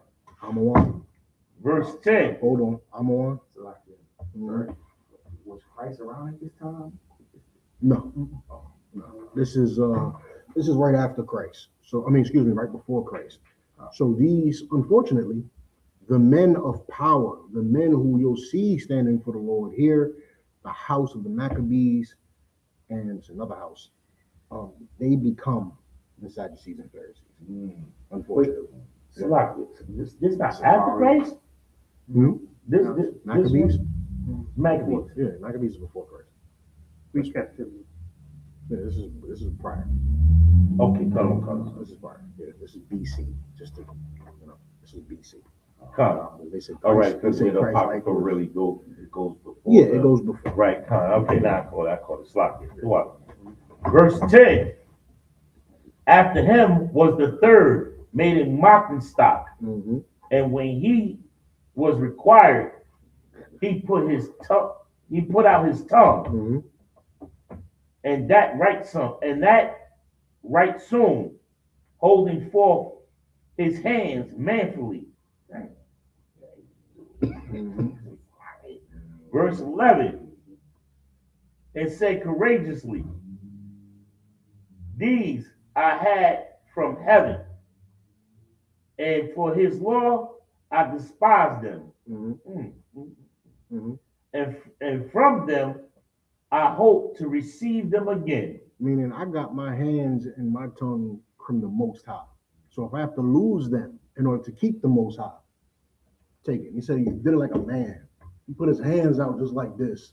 He said, come on, cut him. Come on, cut him. He did the same thing with his tongue. Took his tongue out and said, cut it and hurry up. You understand? Yeah. Verse 12, insomuch that the king and they that were with him marveled at the young man's courage, for that he nothing regarded the pains.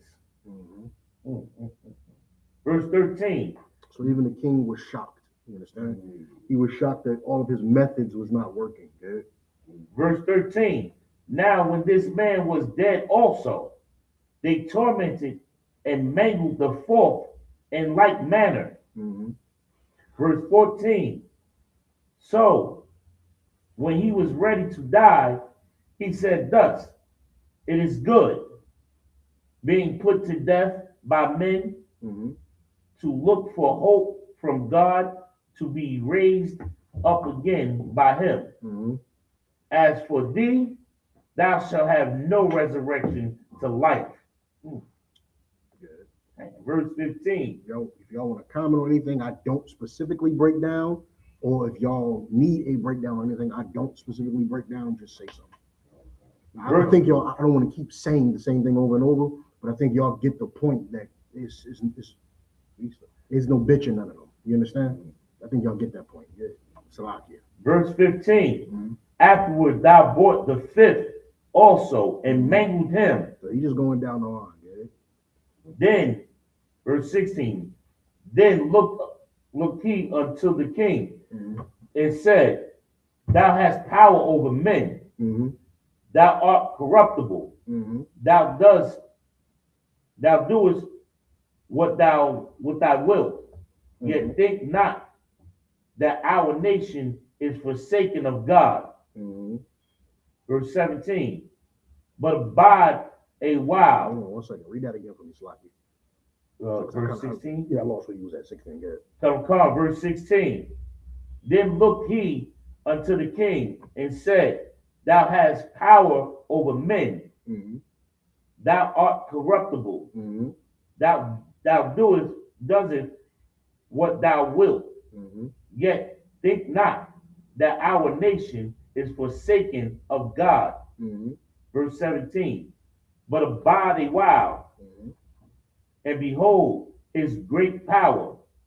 He will torment thee and in thy seed. Verse 18.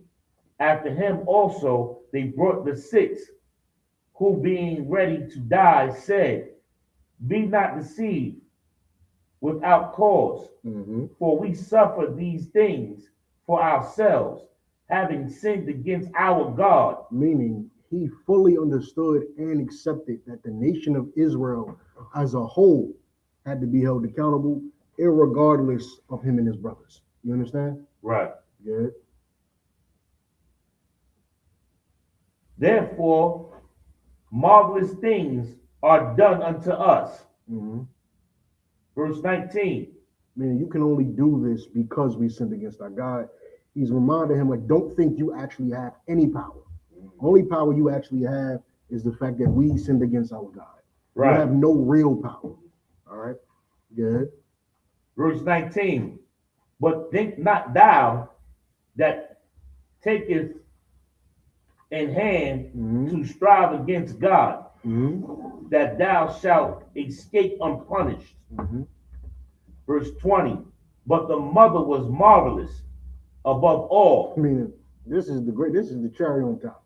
Good. This is the part where I was trying to get I know. I didn't know if everybody in the room has ever read this from 1 on down. So But this is we glorious. take it from 1 on down. Come on, car, And I'm not gonna run the class till 10. I ain't gonna run it till 10. We're good. It says, but the mother, verse 20, but the mother was marvelous above all and worthy of honorable memory. For when she saw her 7 sons slain within the space of one day, She saw all 7 of her sons go the same day. You might hear stories about a mother having 3 sons and they all pass away over 2, 3, 4, 5, 6, 7 year period, and she lose all her sons to the streets or something like that. right? She lost all 7 in front of her on one day. That's why this is the cherry on top. You understand? Good. She buried. Please, and there's so many stories like this in the Bible. So if you think whatever you're going through, I can't top this, I can't get through this. You just gotta read a little bit of your Bible.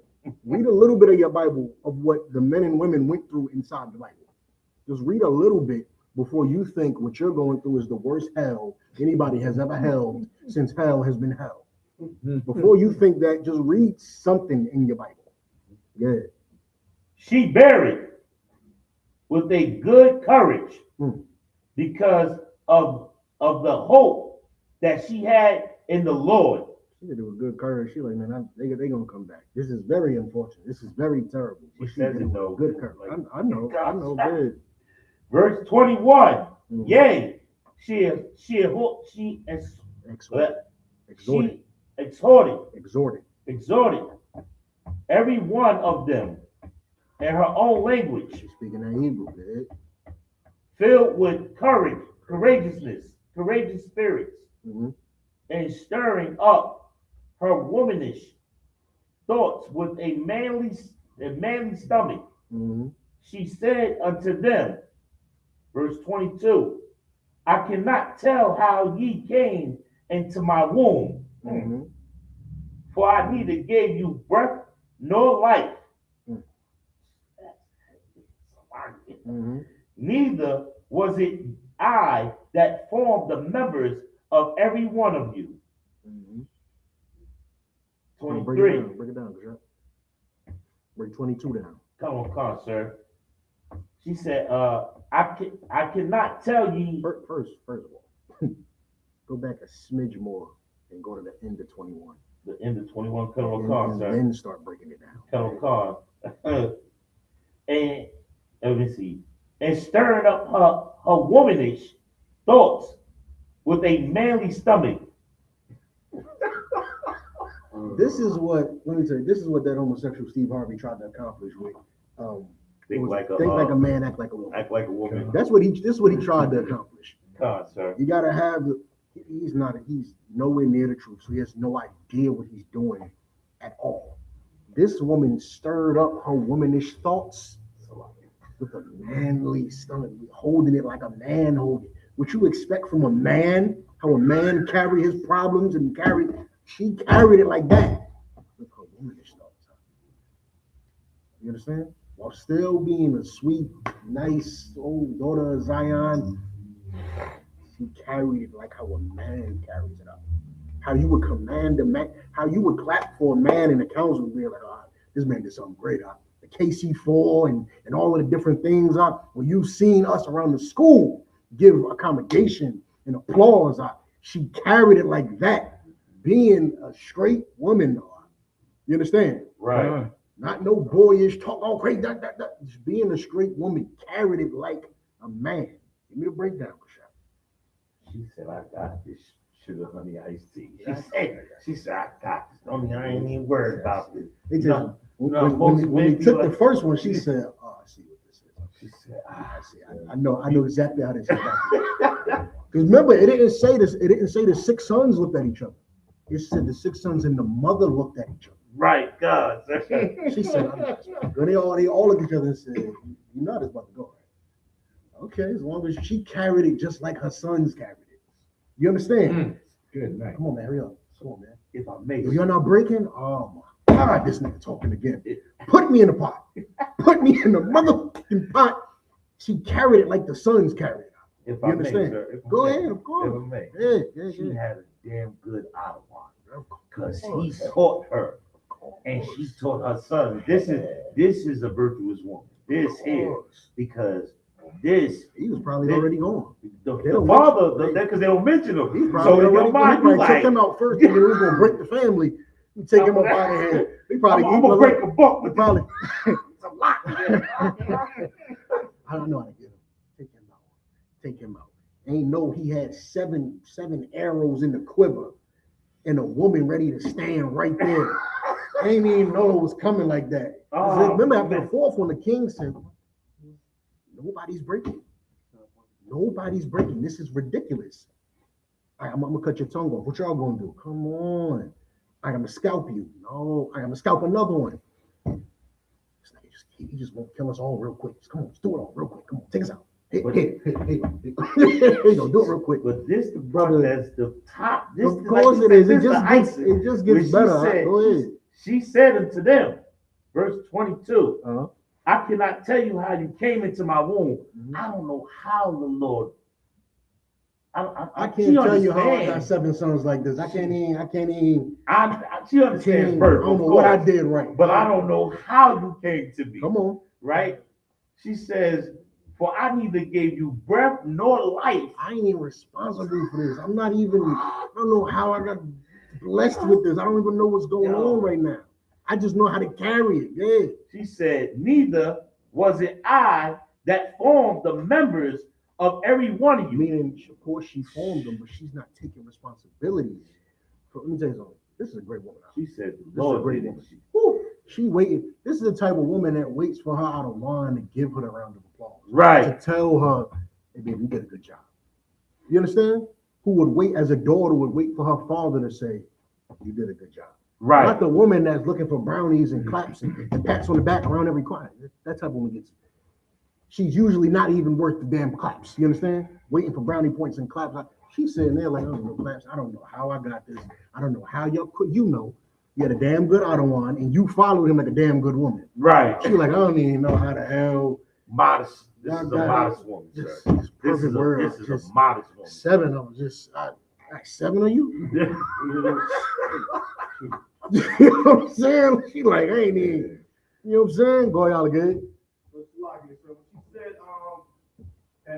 that her sons didn't come from her. She was giving praise to the Lord, right, sir? She's giving praise to the Lord, God. The whole time. That's a good. The praise go like that. Yeah, the praise that their father, raised them.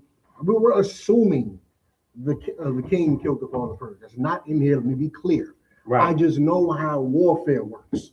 Right. You understand? You want to subjugate a family, you attack the father. You understand? That's why you've been attacked. That's why we've been attacked. They take the man out and then they go for everybody else. So we're just assuming they took the father out first. No, it's like if I was talking about the part when she said that you read it again, sir. She said I didn't form you like I didn't form you in the womb. I didn't give you your body. Oh wait, that's a now you don't gotta read it. That's what I was talking about. Yeah. So, I'm not to get too deep into it, but that's a good scripture for like abortion. You know what I'm saying, like the child is not chosen. A round of applause. Man. Damn right. Right. Damn right. That's perfect. That's perfect. She said, and look, this is a woman who would never abort a child. Right. Right, You understand? right. And she said, I ain't inform you, I ain't do this, I ain't do that. I'm not responsible for how you are right now. I'm not responsible for none of this. This is gifts from the Lord. Right. You She's not understand? part of Your the children LGBT, sir. is kind. Your children is gifts from the Lord. You understand? Right. Just because you do not have the authority to unalive, you do not have the authority to unalive your child because it's not yours. It is on loan from the Lord. You Right. are loaned that child and you have a duty to raise it up a certain way to be like this. Or your daughters need to grow up to be like her. Right. You understand? That's a damn good precept for abortion. Yeah. Verse 23. But doubtless, the creator of the world, who formed the generations of man and found out the beginning of all things, will also of his own mercy give you breath and life again, as ye now regard not your own selves for his law's sake. Dang. This way it gets busy. Salaki. Verse 24. Now Antiochus, Antiochus, right? Thinking him, this is the king, it's Salaki, if I may, that's the king. King Antiochus. I can't think what it was in the original, but yeah, King Antiochus, Now, Antioch, I think it is. Antioch. I think it's Antioch. I think it's Antioch. Yeah, that's where the Say it loud. Yeah, that's where the cities in the New Testament where they were sending letters to. There's more than one. That's what I might be getting confused. Named after this. Right. Yeah. Now King Antioch, thinking himself despised, is suspecting it to be a reproachful speech. Meaning what? He took this like she dissing me.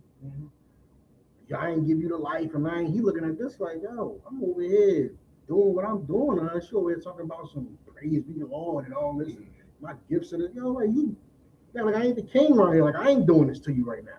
Talking about God, where's God at to save your son? Yo, he taking this like disrespect. You know what I'm saying? Good. While as the youngest was yet alive, did not so her last son is alive. Good. Did not only exhort him by words. I'm sorry, her youngest was alive. When he was alive, she was giving him all these words. Good. Yeah, the youngest son is still alive. The last one. While the youngest was yet alive. Right, gone. But also assured him with oath. You're right. He is still alive. Yeah. Come. But also assured him with oaths that he would make him both a rich and a happy man. Anything. Read that last word. Come. From the way I was just read. If he would turn from the laws of his fathers, and that also he would take him for his friend and trust him with affairs. He would take him for his friend and trust him. He said, I will make you royalty. Just eat the pork. A gift destroys the heart. He tried. That's the gift of all gifts. He was like, he said, I will sit you I'll make you like Joseph was to Pharaoh. I will sit you here. He said, look what he said. I'll read it again. I'll make you a rich man. Make you a happy man. Just turn from the laws of your God. You'll be my friend. I'll trust you in my affairs. I will give you a seat of power if you just eat some pork. He said, both rich and happy. Richness and all the money you want. Whatever you need to make you happy, have it. I will give you power. You understand? I will give you anything. Could you please eat the pork? Because your 6 brothers not eating it and y'all displaying yourselves the way you have has embarrassed me. Right. You understand? He's like, good God, like I didn't think this was gonna go like this. Good. Verse 25. But when the young man would in no case hearken unto him. He thought he had one. He thought he had mommy's baby. He thought he had the youngest. You know what I'm saying? The one closest to her heart. I don't want to leave mommy alone. My 6 brothers is gone. He thought he, mind you, they all already looked at each other and said it's happening. Yeah. The king called his mother Mm-hmm. and exhorted her Mm-hmm. that she would counsel the young man to save his life. I would counsel the young man to save his life. Yeah. Verse 26. And when he had exhorted her with many words, she promised him that she would counsel her son. King said, come here. Tell your son not to do this. Look what I've done to you already. Don't you want at least one of them to survive? You gotta tell him not to do it. Just tell him eat the pork. Don't go against him. Just eat the pork. She said, I'm gonna talk to him. Yeah. Yeah. Verse 27. Uh-huh. But she bowing herself toward him, Mm-hmm. laughing the cruel tyrant to scorn. Spec in her country language. She spoke in Hebrew, good. On this manner, Uh-huh. O my son, have pity upon me that bare thee 9 months in my womb, Mm-hmm. and gave thee such 3 years, Sucked. Meaning he was on a tick for 3 years, good. and nourished thee, Mm-hmm. and brought thee up unto this age, Mm-hmm. and endured the troubles of She education. said, oh, my son, who I watched go through school, who I carried for 9 months, who was on the breast for 3 years. Oh, my son, hearken unto me now. Yeah. Verse 28, I beseech thee, my son, Uh-huh. look upon the heaven Uh-huh. and the earth, Uh-huh.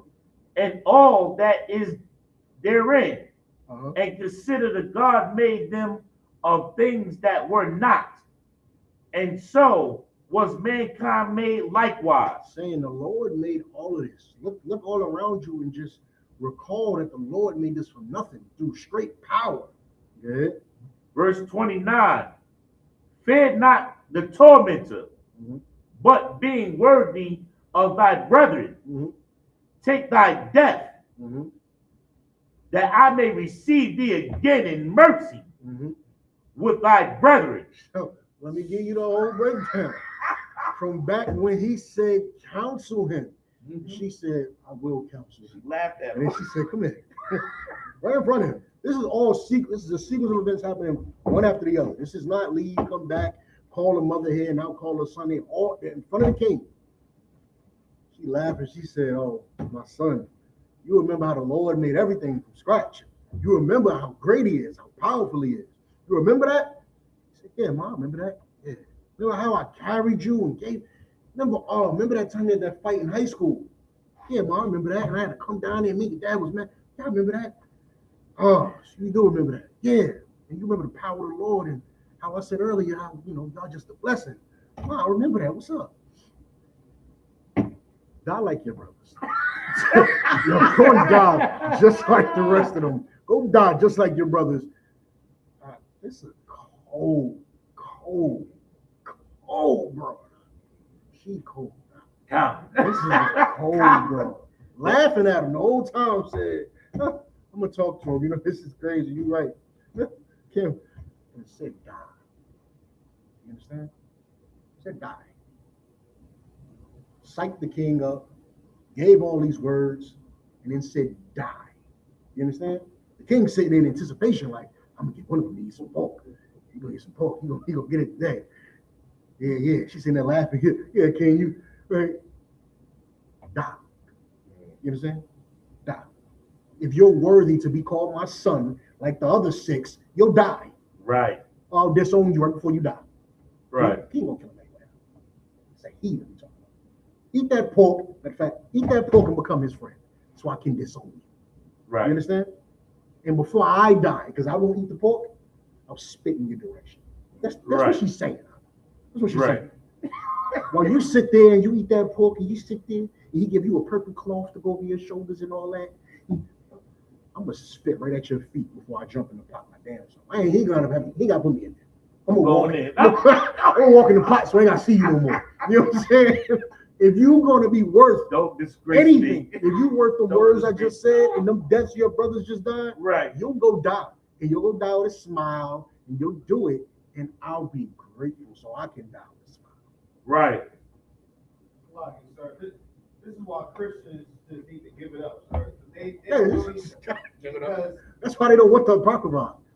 You understand why this was called the Forgotten Books? There wasn't nothing forgotten about these goddamn books. Huh? This was, oh, we can't get around this. Take that out. Well, we can't get it. You know, you can try to twist the New Testament up and you know, ball that up into mumbo jumbo if you want.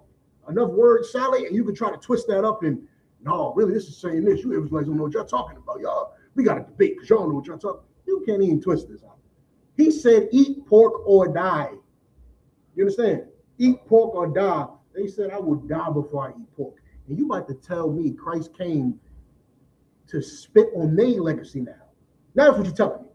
You want to spit on Christ's legacy, and you're telling me Christ came to spit on this. Right. That's what you're saying. Right. They right. did all of this, and we got a whole chapter of this just for him to come and say, remember how they did that and that empowered you, and everybody was, oh yeah, remember that? Yeah, you ain't got to do that no more.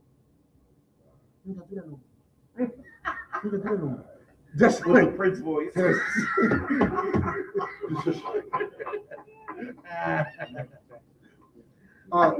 it's disgusting. You understand? It's just, if you say Christ came to do away with the law, Christ came to forgive everything that you're doing while eating pork and doing this and doing that, that means you think this is garbage. Right. And they were stupid and they shouldn't have did this.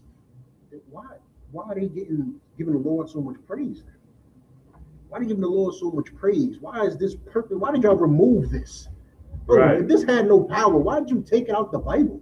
Right. You understand? Why? It's almost like you felt like you couldn't manipulate this, so you had to take it out. Right. You could say where it says God so loved the world, you could say, see, don't we call this whole planet the world? See, and you feel like you can manipulate that. Right. There's no wiggle room here when he says eat pork or die. And you say, I'll die. Right. Right. There's no wiggle room here. Understand how precious a life is. Yeah, you coming back. You don't know when. You understand? You still, as much as what I said earlier is true, it's a big thing for you to accept it. You understand? That's a large thing for you to accept. I go to camp. This will be the last camp. You understand? We go out and do this. This could be the last. This could be the last do this. You understand? Right. That's still a big thing for you to accept that. Whether or not reincarnation is true, which it is, it still means something for you to go, I'll lay my life down. You understand? Yeah. For Christians to spit on this, like what they said earlier, it's like you can't even, like, give Kevin Zarek around the applause. All that debating these goddamn Christians, oh my God. A man just sitting across from a man that's telling you your king came to spit in the faces of it. Came to spit in the face of this. You understand? You have to really believe he got stringy dog hair. You gotta really believe he's a white man. You understand? Right. You gotta really in your heart say Christ gotta be a stringy haired dog. He has to, because ain't no black man letting this go. You understand? Right. General Hyman said, I want the brother who can't forgive you for murdering his cousin, because ain't no black man letting this go. So for you to say Christ came to do something opposite of this, you're spitting in their face. And then for you to do what you're doing while saying you serve Christ, you're spitting in his face. Right. You understand? Christianity got to go. Let me get him and then I get you. I think he had the hand. No, actually, it's like, yeah. it's like, so it's last point. It just go to show you how lightly they think about the laws of the Most High. So they think eating pork is just a light thing. It's a what do you call it? It's the other white meat up. Yeah, common cause. So meanwhile, this system let her whole tribe go. Let her whole tribe get unalive. It's like not tribe, you know what I mean. But her whole son, 7 of her sons, Right. fallen just so they won't eat pork. She went the extreme route about it. Meanwhile, they take Christians and our people take eating pork a light thing. Like it's something. It's just Meanwhile, she let her sons pass. Meanwhile, the Lord unalive you for eating it. But you think it's a game. Like, you broke it down the way it's supposed to be. Come, he was next. Good.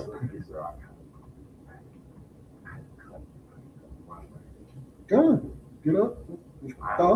No, I get it. I get it. I get it. I understand, brother. I understand. Shrug his eyes. You know what I'm saying? Yeah, I got you. You good, man. You good. Different obligations, different responsibilities. I get it. You good. Just give a salute to the class and get them out of here, man. Go ahead, man. Hey, you know what I'm saying? He's like, He's like, I'm not gonna eat the pork. I need I'm more not gonna eat the pork. I'm not gonna eat the pork. You in the class? You straight up. It's You the straight individual up. line, right? Get a brother a round of applause, man. You good, huh? Hey, congratulations again, man. That's your order every class. Water. Every class.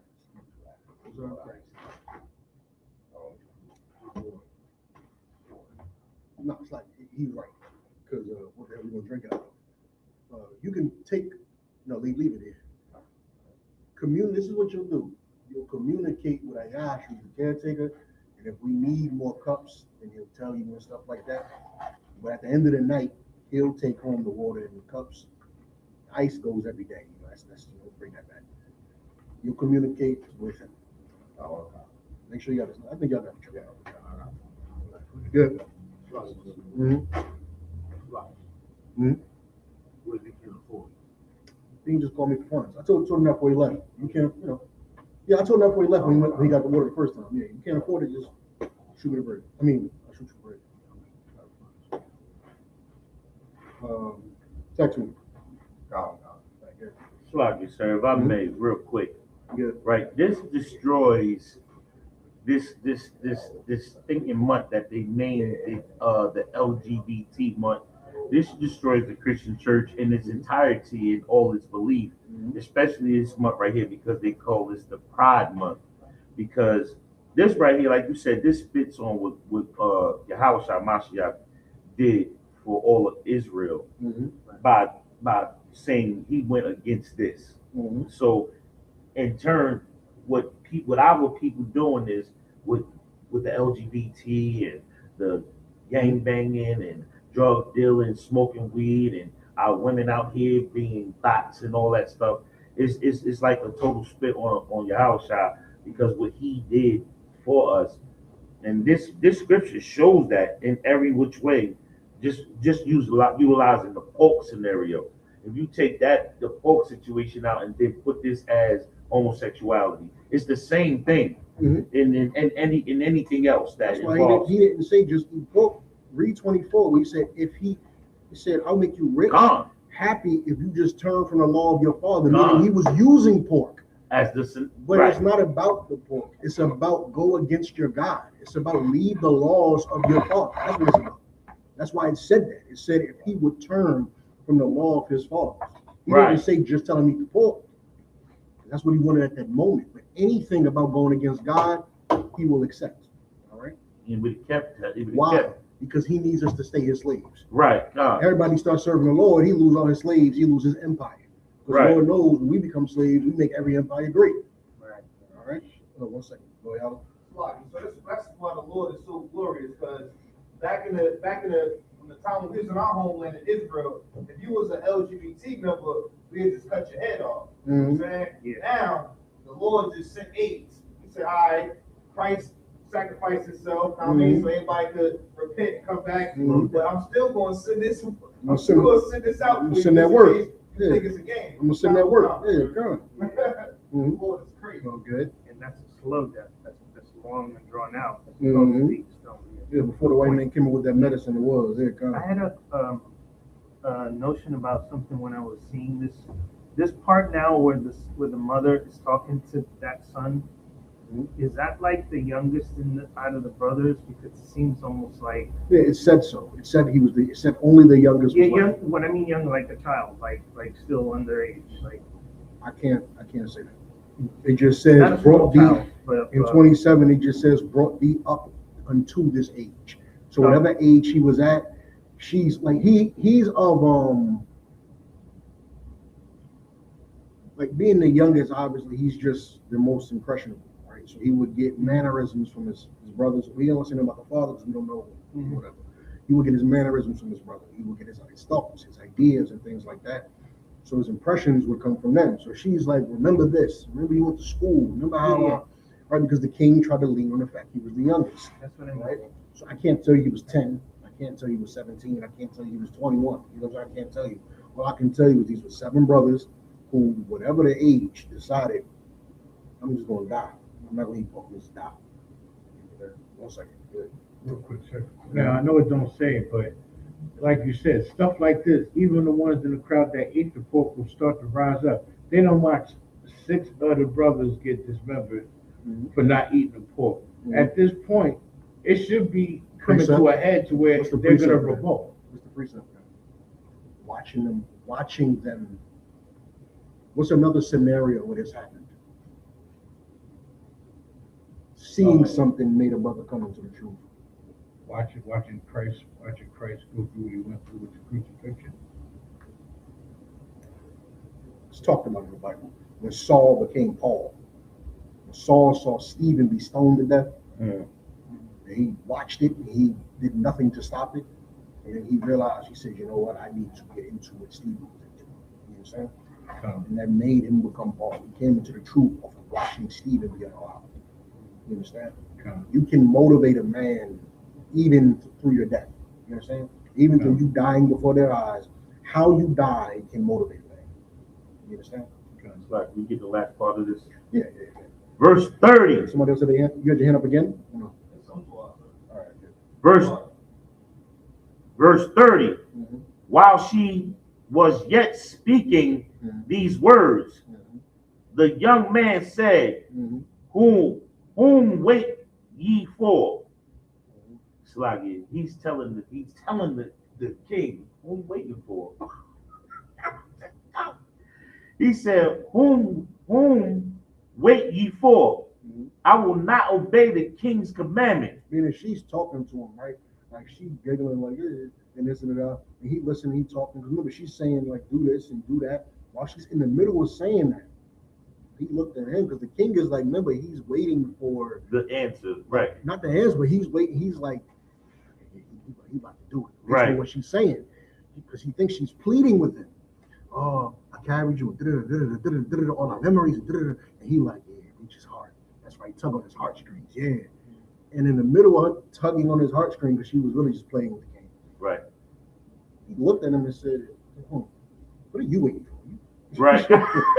You should be killing me now. You understand? If you ain't get the gist of what she's saying, she's fucking with me. So, right. You understand? You know what I'm saying? Do it. Clip this. So I can clip this. Like the third time I can clip this. So I can. So I can. Go ahead. It's 9:25 anyway. Clip it. Yeah. Let me see. But I will obey the commandment of the law that was given unto our fathers by Moses. Verse 31. And thou that hast been the author of all miracles against the Hebrews. Miss all the